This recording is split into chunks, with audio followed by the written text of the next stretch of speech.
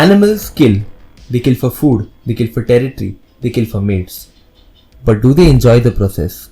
It is a well-known fact that when lions take over a new pride, they kill all the cubs of the females to get the females ready to have their own children. But this is more like mental programming, where the lions are acting according to their nature. The real question is, are animals capable of murder? Murder with intent, murder with motive, or murder just for fun?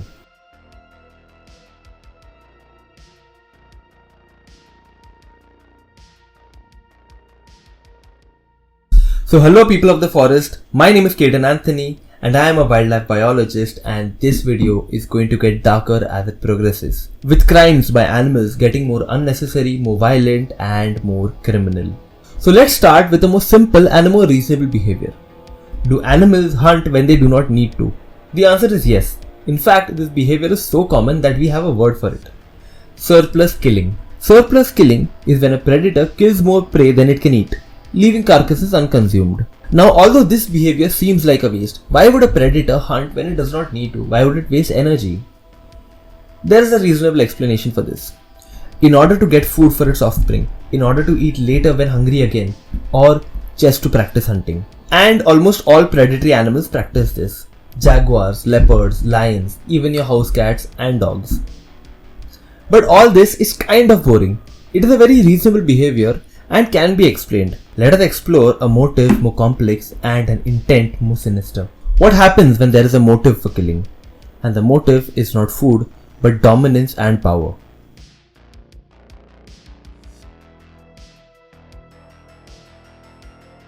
Like male lions killing the cubs of a female to get her ready to have his own cubs. In this case, the lions have a clear motive.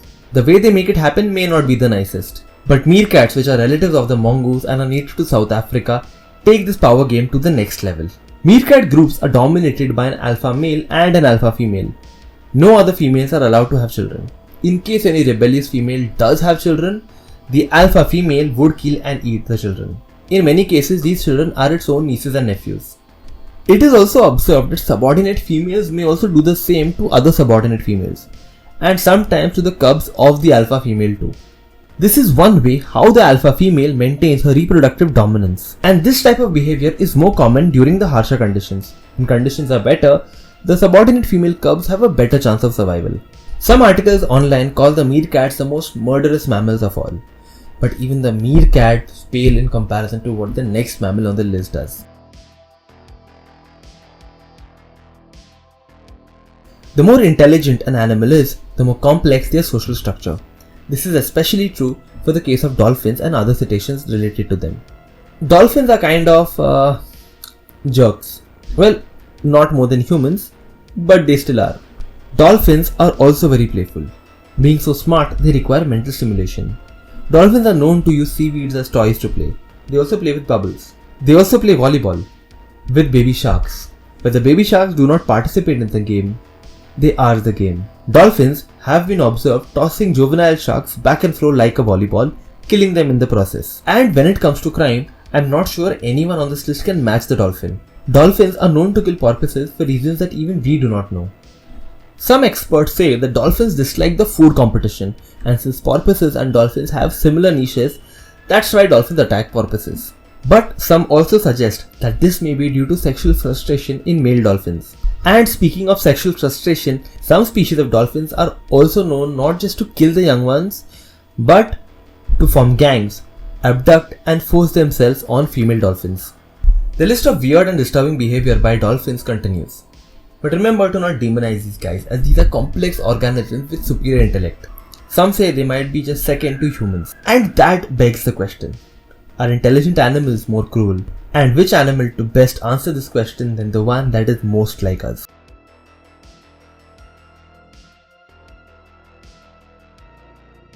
Chimpanzees have a very complex social structure and show interesting behaviors, like territorial disputes, forming coalitions, power struggles, and even revenge. Within the chimp society, strength plays a very important part in choosing the alpha. Chimp leaders are usually strong males which have good relations with all the members. But that is the good part. The part that makes us appreciate these animals. We look at their complex social structures like something similar to our own. It makes us feel more connected to these animals. Problem arises when they get a little too much like us. Murder is not something new for chimps. Males form coalitions and patrol their territory. And if they spot a stranger chimp from a nearby territory, they attack them, most of the times killing them. But things get weird when crimes happen within the group. There are about 9 documented cases of chimps killing members of their own troop, and one such incident stands out. In a group living in South Africa, the leader was considered to be a tyrant and an aggressive chimp who was supported by a strong beta best friend. The beta best friend was second in command. Listen closely as this story will tell you just how complex chimp societies are.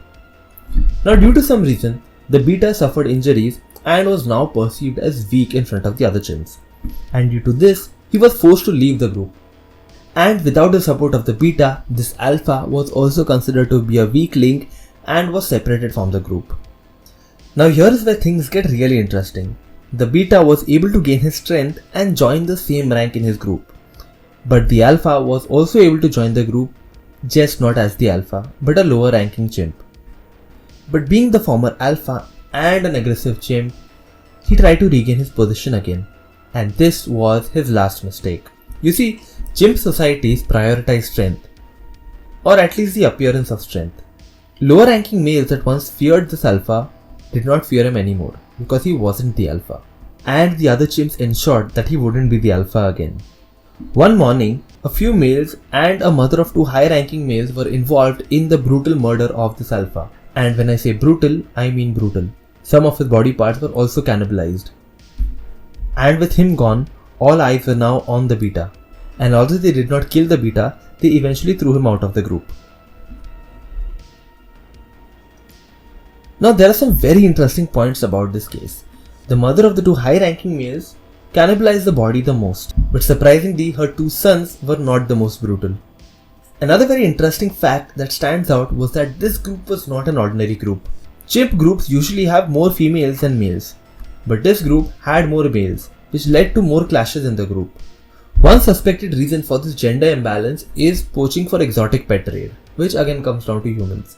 Now, before you demonize any animal on this list, it is important you understand that most of these animals are a product of their environment and evolution. We do not know or understand how these animals perceive death or even morality. Another thing to remember, most animals on this list capable of the most gruesome acts are also the ones capable for the most empathy.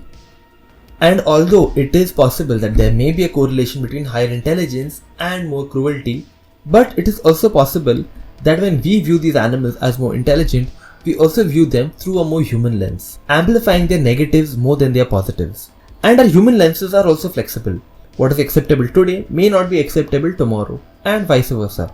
But here we are talking about different species from different environments and different selecting pressures. And it is also important to remember that without the ability of dolphins, chimpanzees and meerkats to form strong bonds, these gruesome acts would not be as gruesome as we think they are. So thank you so much for watching and helping us make Indian wildlife content more mainstream. If you are interested in wildlife, you can check the descriptions. We have put some useful links that you can follow. If you enjoyed this video, please do not forget to hit the like button, subscribe and show your support in the comment section down below.